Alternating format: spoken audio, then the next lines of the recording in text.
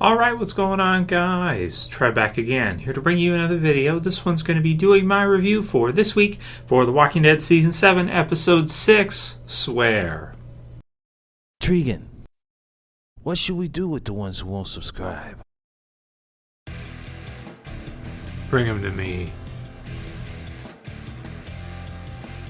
And spoiler warning, if you guys have not seen this episode yet, you want to watch it before you watch my review. So, we've been talking a little bit about our expectations for this episode. We've been doing our predictions and the usual kind of stuff for quite a while now because we first heard about this episode in the trailer for The Walking Dead Season 7 back in July. So it's been quite a while now, considering as we're getting close to the end of the year.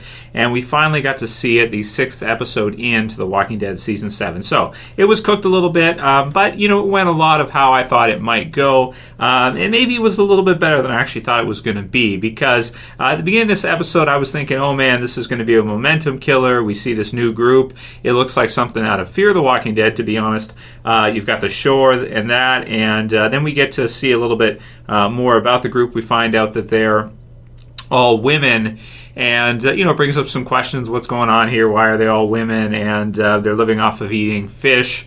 Fishing, which is, renewable food supply, so you're never going to run out, which is really smart. So they're definitely a smart group, but, there's something there that we're not really sure of. Why are they all women and where are all the men?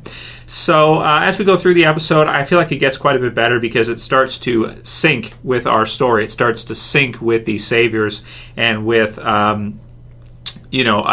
current story that we're going through with The Walking Dead Season 7. So this isn't just, it's kind of an added-on group that's not in the comic book series, of course, but it's not a group that has nothing to do with the regular story that we're currently going through. As such, they got my buy-in more once we found out that these women were actually a kind of offshoot of a surviving group that were under the Saviors, and it sounds like one way or another maybe that group wasn't contributing enough to the Saviors, or weren't listening, or something happened, and so the Saviors decided to wipe them out. So they killed all of the men, even most of the young men, boys, up to the age of 10, I think they said, right? Natanya said.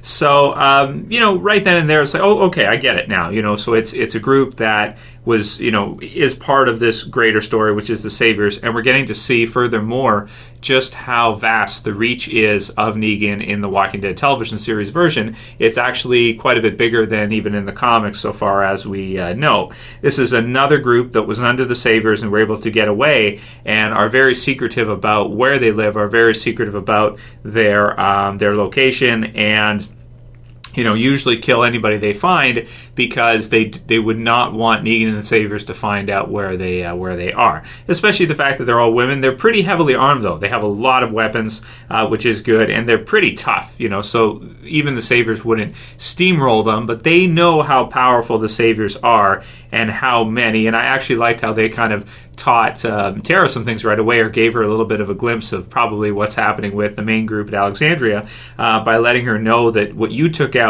is just like one section. It's just one section of Saviors, and it's not like it's not like you guys straight up beat them or killed them all, because they have probably before, like when this female group was ran away, they probably had numbers over 100, probably close to 150 or so. So maybe into the hundreds at some point. So I did like that because it adds to our understanding of the Saviors. It adds to Negan and the others and just how kind of powerful they are. So that was a really good utility of adding on this extra group rather than them just being some kind of filler. It does give us a little bit more insight into kind of the backstory of the Saviors and a little bit more about them to understand just how powerful they are and just how vast their reach extends. So aside from that, we got some pretty good scenes on the bridge, which I did like. You got to see the zombies in whatever it was, sand or salt or whatever. I guess it'd be like sand. And as they kind of, Tara and Heath are kind of exploring, trying to find, some supplies, some ammunition, medicine, what have you. They pull it out and all the zombies kind of come out and they start coming up and they get separated. And I did like how they cut it because at first it looks like Heath is like, screw it, and is going to leave Tara, right? right? But then we see afterwards that no, in fact, that's not the case. He gets up and he shoots one. And they also cut it pretty cleanly at the end there, too, and made it pretty nice that we see a walker that looks exactly like Heath. And a lot of people probably, when they first saw that, would have thought that it was. I did. It tricked me, another kind of trick death. But luckily, they showed us right afterwards that no, in fact, it's a female walker who just has similar kind of hair to Heath. So some nice things that were put in there and that were shown as we're kind of getting the flashback sequence about what happened with her that I felt like did add to the episode and was a nice touch. So in the beginning we have the Tara washing up on shore part. We've got Rachel and Cindy who find her. I guess they call them bobbers. They call zombies bobbers, so that's something. So find her. And then she's dragging her. You got the intro. You've got Tara and Heath, the discussion about there being nothing out here and this kind of thing, them not being able to find anything.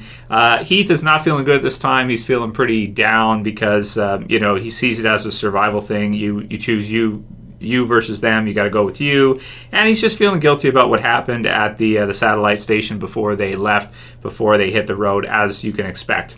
So let's see. We've got Tara. She wakes up. She's got the fish and everything, and she starts stalking down Cindy with some pretty cool kind of some nice tones at the beginning with the score, and then we get some kind of Predator type music as she's following her with her sort of makeshift spear. Exciting parts with the bridge, and we get to find out how they got separated, her being pushed into the water and everything. Then we've got kind of the introduction. So she's chased by all the people, all the girls, and then she eventually gets caught. Awkward scene at the end there when she's she's like, okay. The way that Lana Masterson plays Tara is kind of funny. It's got kind of this quirky, awkward type of feel that she has. Even the fist bump and stuff was kind of funny when the leader, Natalia, like puts her hand on her hand. It's pretty funny. And I also like the end. I thought it was a nice touch. She's got like the shades on, the sunglasses. She's walking up to Alexandria. Another really nice touch for her. And she's a fun character. She's kind of got that kind of bubbly, goofy kind of cute thing going, which I think is how I would describe Tara as a character. And it's hard to dislike her. Like, it's hard to dislike Tara because of her personality. She's definitely not perfect, and she knows that, but yet she's positive, and she's having fun and doing her thing anyway. So pretty exciting sequence there when you've got her and Sydney, and she's running and she's trying to get away from the walkers. So I felt like this episode did have a pretty good mix. Let's see, what else do we have? Discussions about the satellite station, and then the end, coming up on the end. So she gets away and everything, and she decides not to tell Rosita about this new community that she's found, which was good, I think, because it kind of like plays on, where does your loyalty lie? Is Tara part of the Alexandria group? Is she also kind of part of this other group as well now too, who I would call the women of the shore? I don't know. They don't really have a name, but and she shows that she's loyal to Cindy. She's loyal to them, and she keeps her word, and she doesn't tell them about anything that they have, even though they are heavily armed. That said, I do think that they will probably call on this group in the future, and Tara will eventually probably tell Rick about this group. Because they're so heavily armed, they have a lot of firearms, a lot of firepower, and they do have quite a few girls that could fight, quite a few women that seem like they could fight pretty damn well, especially when it comes to firearms and everything.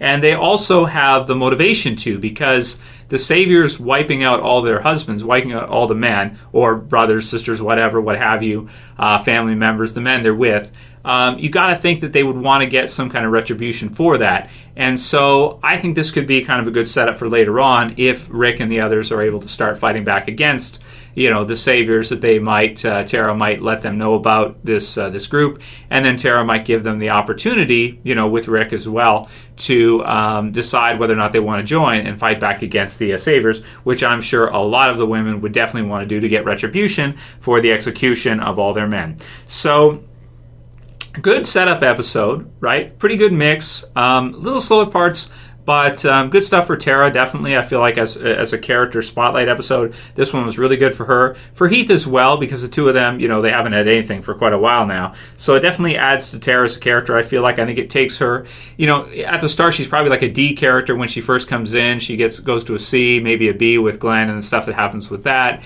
And kind of up until now, she'd probably be on the same level as Rosita. But with some other characters being killed off now, I feel like Tara, this episode kind of brings her up to, a strong B, close to an A A character, like close to an A-list character of The Walking Dead, which generally you would look at as like, your Rick, Carl, Glenn, Abraham, some of the others, Maggie, these type of characters. She's pretty close. She's getting close. She's like a high B, I'd say, right now, for me as a character. So it was a pretty good episode. It was a shift. It was different, but I thought the ending really connected it well and was a really nice switch in tempo, because she's kind of like bubbly walking in. She's got the the cool glasses on and everything, and she's all happy and everything's going good. She's happy to be home, and then just kind of the look that she gets from Eugene and him having to let her know what's happening, and then instantly she kind of realizes, oh shit, they've got some bad news for me. It sounds like things are not going well.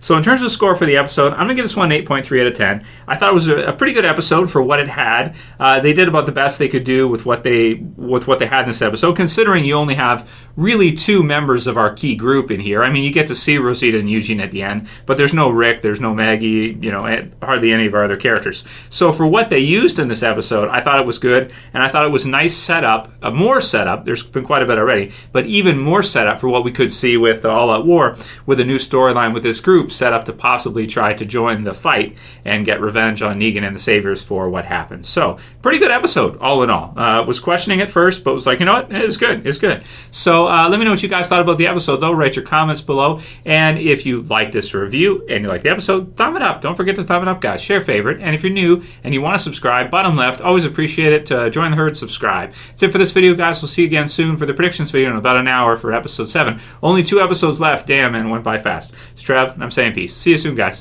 Bye. Just subscribe somehow.